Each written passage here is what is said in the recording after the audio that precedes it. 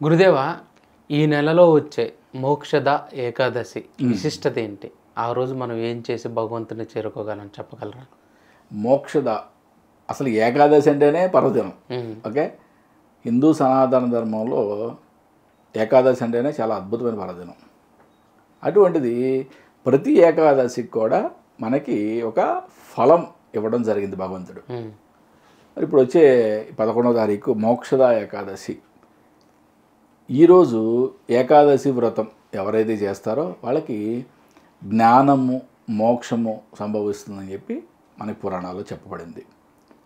అంటే ఈ ఒక్కరోజు చేస్తేనే మనకి జ్ఞానం వచ్చేస్తుందా? కాదు. అంటే ఒక మెట్టు మనం పైకి ఎక్కుతాము. నేను ఎన్నో వీడియోలో చాలా క్లియర్గా చెప్పాను. ఏమని? 24 సంవత్సరంలో వచ్చి 24 ఏకాదశులు ఎవరైతే ఒక నియమనిష్టలతో ఒక వ్రతంలాగా 24 ఏకాదశి వ్రతం చేస్తారో వాళ్ళకి వాళ్ళ జీవితంలో ఉన్న ఎటువంటి సమస్య అయినా సరే తీరుతుందని చెప్పారు. ఎటువంటి సమస్య అయినా, what ever it maybe. Okay, నువ్వు ఏదో అప్పుల్లో కూరుకుపోయావు, ఆ సమస్య. లేదు నాకు సంతానం కావాలి, ఆ సమస్య. నీకు వివాహం కావట్లేదు, ఆ సమస్య. లేదా నాకు ఇల్లు కట్టాలనుకుంటున్నాను, ఆ సమస్య. నీకు ఎటువంటి కోరికైనా ఉండని ఈ 24 ప్రతి నెలలో వచ్చే 2 ఏకాదశులు 12 నెలలు, అధిక మాసం వస్తే 26 ఏకాదశులు వస్తాయి. ఓకే, ప్రతి ఏకాదశికి ఒక అద్భుతమైన పుణ్యఫలం ఉంటుంది. మొన్న రీసెంట్గా వెళ్ళిన ఇంతకుముందు ఏకాదశి ఏంటి?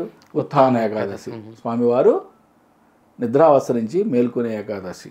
మరి ఇప్పుడు వచ్చే ఏకాదశి మోక్షద ఏకాదశి. అంటే జ్ఞానాన్ని మోక్షాన్ని ప్రసాదిస్తుందని చెప్పబడింది పురాణాల్లో.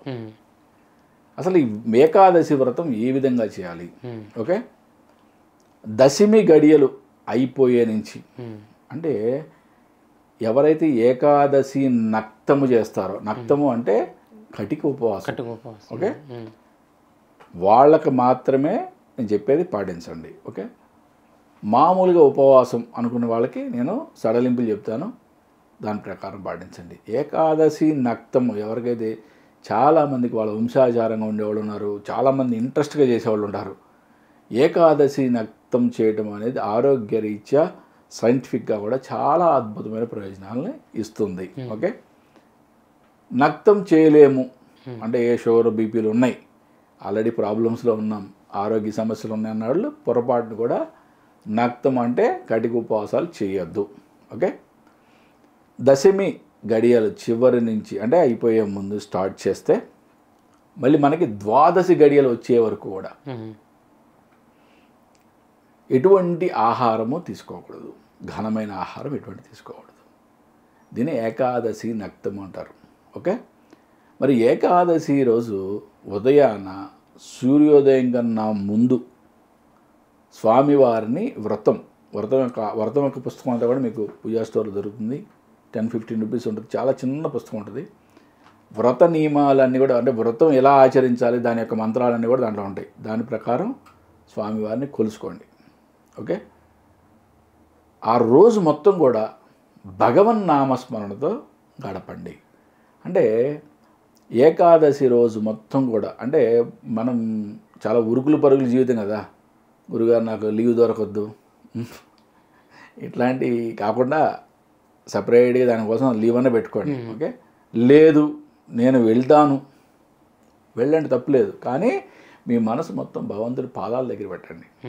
ఓకే, ఆకలేస్తున్నాను లేకపోతే ఇంకేదన్నా అంటే మీరు అక్కడ వృత్తిలో ఉండే ఒడిదుడుకులకి దానికి లోబడి ఉద్రేకాలకు లోనవడం, కోపం రావడం అట్లాంటివి కాకుండా సాత్వికంగా చాలా మనస్సు నిమ్మళంగా ఉంచుకొని మీరు పూర్తిగా భగవంతుని యొక్క పాదాల మీద ధ్యాస పెట్టండి. మీకు చేతనైతే చేయగలిగితే గానము నృత్యము ఇవన్నీ కూడా ఏకాదశి వ్రతంలో చేయడం చాలా అద్భుతమైన ఫలితాలు ఇస్తుంది. ద్వాదశి రోజు గడియలు వచ్చిన తరువాత ఓకే, ఆ రోజు మాత్రం ఈ వ్రతాన్ని వదిలేయడం చేయాలన్నమాట. అంటే ఉపవాసం అనేది, అంటే ఏదైనా ఆహారం తీసుకోవడం అనేది చేయాలి. ఆహారం కూడా ద్వాదశి గడియల్లో ఫస్ట్ తీసుకునే ఆహారం చాలా సాత్వికమైన ఆహారమే ఉండాలి. అంటే ఆల్రెడీ సుమారుగా 1.5 డే అంటే దశమి గడియల నుంచి ద్వాదశి గడియలు అంటే 2:30 అయిపోయింది, మంచి బిర్యానీ తినాలని చెప్పి కూర్చోబాకండి. అది అంటే ఆల్రెడీ మన యొక్క డైజెస్టివ్ సిస్టమ్ అంతా కూడా, సైంటిఫిక్గా చెప్తున్నా, డైజెస్టివ్ సిస్టమ్ అంతా కూడా రీజనరేట్ అవుతుంది. రీజనరేట్ అయిపోయిన తర్వాత ఒక్కసారిగా మసాలాలు చెత్తా చెదారం వేస్తే అది మళ్ళీ ఒక ట్రబుల్ సమ్ అవుతుంది దానికి. అంతేగాని ఒక సాత్వికమైన ఆహారం తీసుకోవడం ద్వారా దానికి కూడా చాలా సాఫీగా దాన్ని జీర్ణం చేయడం జరుగుతుంది. ఇవన్నీ కూడా మన ఆచారాల్లో చాలా అద్భుతంగా మహానుభావులు, మహర్షులు ఇవన్నీ కూడా వాళ్ళ యొక్క యోగ సాధనతో చూసి పెట్టారు. ఇవన్నీ మనం వాటిల్ని ఏ విధంగానూ అసలు ఏం పట్టించుకోకుండా వీటిని సాధన చేయట్లేదు. కానీ ఎవరైతే ఈ వ్రతాలు అద్భుతంగా భక్తి శ్రద్ధలతో చేస్తారో వాళ్ళ లైఫ్లో ఎటువంటి ప్రాబ్లం ఉన్నా కూడా, ఓకే, 24 ఏకాదశి వ్రతం చేయండి, సంవత్సరం పాటు వాళ్ళకి ఎటువంటి ప్రాబ్లం, అంటే ఈ ప్రాబ్లం ఆ ప్రాబ్లం అని కాదు.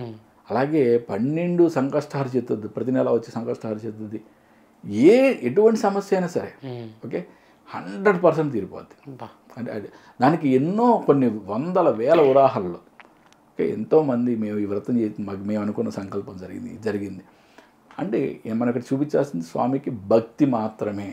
భక్తే ప్రధానం, అంతకుమించి మనం చేసేదేం లేదు. చాలా చక్కగా చెప్పారు గురుదేవ. నమస్తే నాన్న. హరి ఓం శివం.